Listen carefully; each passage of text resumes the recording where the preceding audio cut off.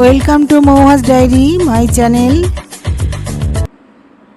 কালী কালী মহাকালী, কালীকে পরমেশ্বরী, সর্বানন্দ করে দেবী নারায়ণী নমস্তুতে। জয় মা কালী।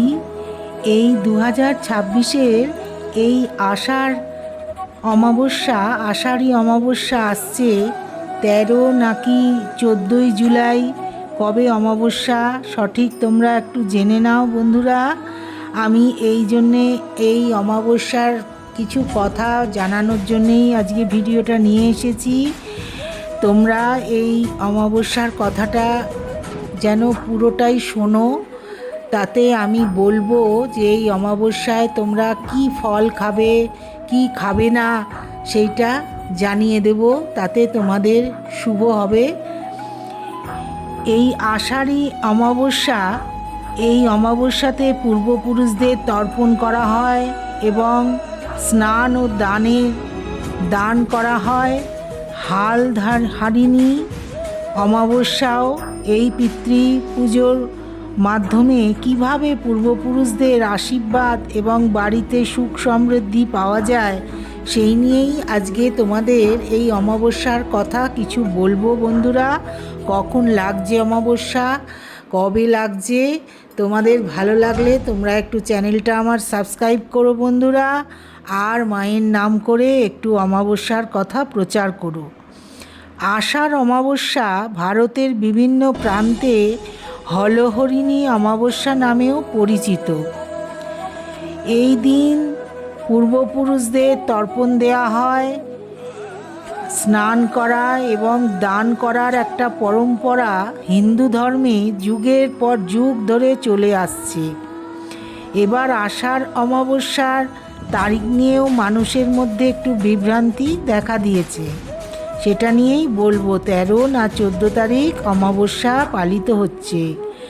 এই অমাবস্যাতে দীপদানের একটা রীতি আছে।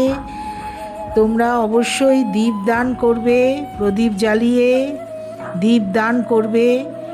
আর আষাঢ় অমাবস্যা 2026-এর সঠিক তারিখ আষাঢ় মাসের কৃষ্ণ অমাবস্যা পঞ্জিকা অনুসারে তারিখটি 13ই জুলাই। 28শে আষাঢ় 2026-এ 6টা 49 শুরু হচ্ছে, আর 14ই জুলাই 29শে আষাঢ় 2026 বিকেল 3:12 শেষ হচ্ছে। উদয় তিথির ওপর ভিত্তি করে আষাঢ় অমাবস্যা 14ই জুলাই 2026 মঙ্গলবার উদযাপিত হবে।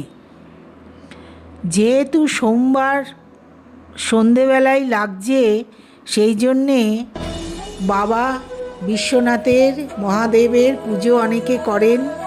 এই সোমবারে অমাবস্যা লাগছে বলে বাবার নাম জপ করা হয়, বাবাকে পুজো করা হয়, মায়েরও পুজো করা হয়। আষাঢ় অমাবস্যা হলহরিণী অমাবস্যা কেন বলা হয়? এই অমাবস্যাকে এই দিনে কৃষকরা তাদের লাঙল, ষাঁড় এবং কৃষিকাজের সমস্ত সরঞ্জামের পুজো করেন। তারা ধরিত্রী মায়ের প্রতি কৃতজ্ঞতা প্রকাশ করেন এবং ভালো বৃষ্টি ও সমৃদ্ধ ফসলের জন্যে প্রার্থনা করেন। বিশ্বাস করা হয় যে এই দিন থেকে বর্ষা পুরোপুরি সক্রিয় থাকে এবং ক্ষেতে লাঙল এবং বীজ বপন শুরু হয়। সেই জন্যে এই তারিখটি কৃষকদের জন্যে বিশেষ গুরুত্ব বহন করে। অনেকেই এই দিনে পূর্বপুরুষদের খুশি করতে ভোরে স্নান করে তর্পণ করেন। বিশ্বাস করা হয় গঙ্গা, যমুনা বা নিকটবর্তী পবিত্র নদীতে স্নান করলে বিশেষ ফল লাভ করা যায়। যারা পিতৃদোষে ভুগছেন তাদের জন্যে এই দিনটি বিশেষভাবে উপকারী। কৃষকদের জন্যে এই তারিখটি চাষের সূচনা চিহ্নিত করে। সঠিক উপায়ে গৃহীত পদক্ষেপগুলি জীবনে শান্তি ও সাফল্য নিয়ে আসে।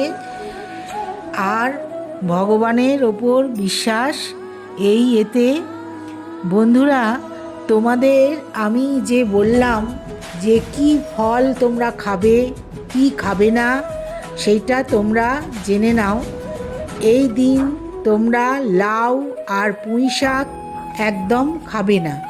এই অমাবস্যাতে লাউ আর পুঁই শাক সবজির মধ্যে খাবে না বন্ধুরা। আর তোমরা আনারস তোমরা খাও, এই দিন এনে ঠাকুরকে প্রদান করো, ভগবানকে। আনারস খাওয়া খুব ভালো, এই অমাবস্যার দিনে আনারস খাও। আর যে ফলটা খাবে না সেই ফলটার নাম তোমাদের বলছি বন্ধুরা। নাশপাতি তোমরা এই অমাবস্যার দিনে খেও না, এই নাশপাতি খাওয়া বারণ আছে। তোমাদের এই উপদেশগুলো দিলাম, মাকে স্মরণ করে এই অমাবস্যা তোমরা পালিত করো বন্ধুরা।